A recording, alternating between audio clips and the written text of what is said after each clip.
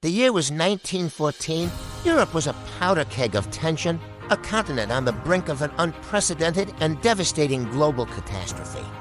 Centuries of relative peace were about to vanish as the drums of war began to beat across every major capital in the old world.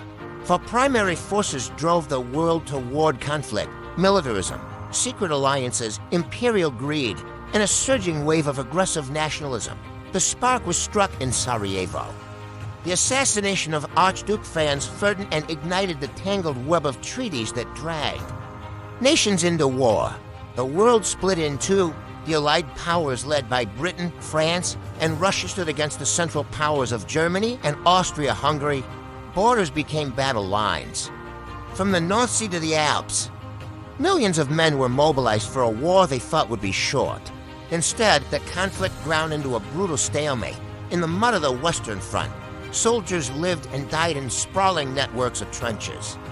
It was a war of terrifying new machines, ironclad tanks, lethal biplanes, and the silent, choking horror of chemical poison gas.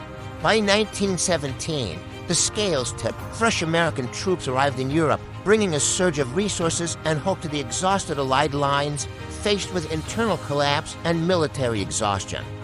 Germany signed the armistice in a quiet railway carriage in the forest of Compiègne. Peace was codified at Versailles. In the Hall of Mirrors, the victors redrew the world map, demanding heavy reparations and accountability, for great empires collapsed.